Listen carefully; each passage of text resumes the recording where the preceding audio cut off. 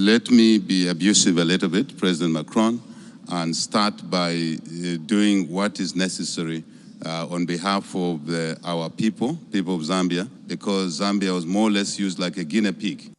Welcome to Candid Africa, truthful and unapologetic. One of the deliverables for this summit, and President Macron is aware, I came down here and requested that, obviously also the President of China, that we should ensure that by the time this summit takes place, we'll have delivered the Zambia debt restructuring project. And as at yesterday, this is one of the deliverables at this summit. Thank you to China. Thank you to France for chairing the G20 framework.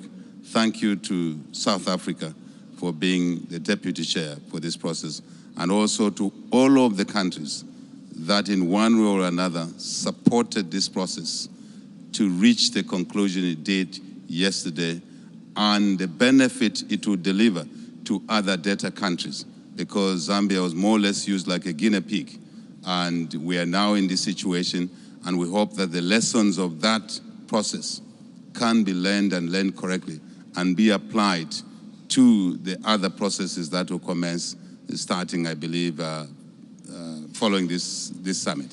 But I must also say thank you to the people of Zambia for their patience.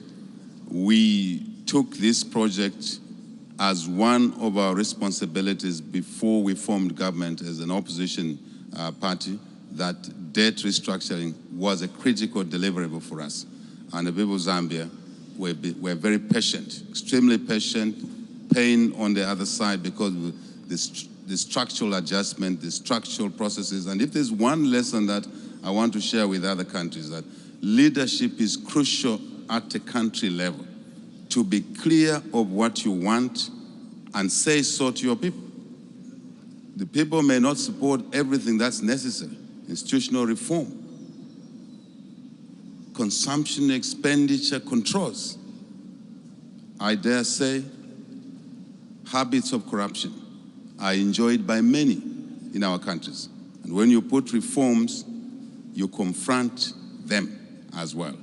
But it's important to be intentional as leaders and then deliver that to our communities. They will go through the pain, but they will support you, as Zambians have done that. Thank you very much to the people of Zambia. Let me put context to this. Poverty, climate change.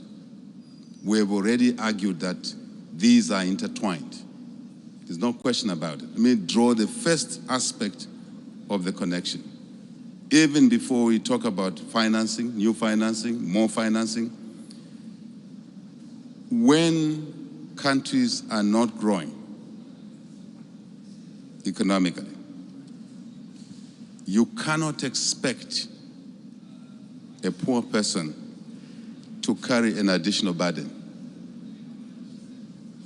That is necessary to drive growth, to drive development. So poverty actually exacerbates the climate change mitigation measures, I argue. And it's very clear. If you are asking your poor people to switch energy sources, can they afford? From charcoal to cleaner energy. They're already stressed.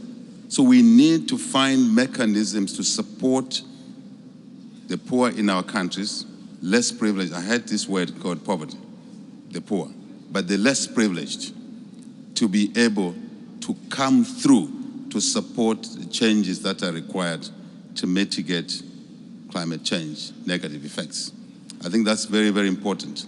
It's also true to say climate change, on the flip side, has imposed new obligations on the less privileged.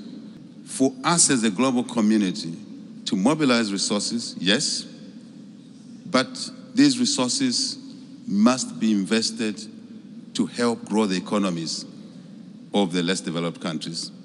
Very important, because by doing that, we are creating capacity in those economies to mitigate against climate change and obviously poverty reduction.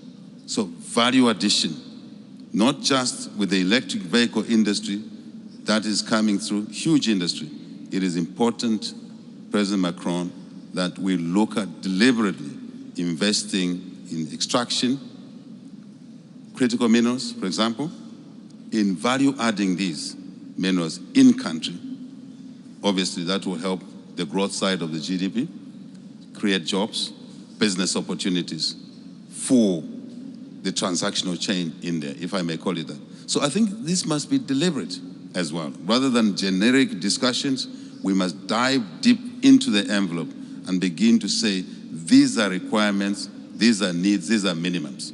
And it will mutually benefit, as somebody said yesterday, not to polarize the conversation, the North and the South. It will definitely, if it's structured properly, benefit the North, the South. And that's not the debate we must be engaging in, but mutuality for greater good, for a safe world, for a world that we can pass on to the next generation in a responsible manner. There we have it. Let us know if you liked or hated what you heard in the comments below. In this show, we do not give you our opinions. We want us to discuss below. That's the whole point of listening to a candid speech, not us imposing our opinions on you, but all of us discussing opinions. If you liked it or didn't like it, please make sure to like, subscribe, and hit the notification bell. It's the best way to show YouTube this is a good video, and it will share it to more like-minded people like you.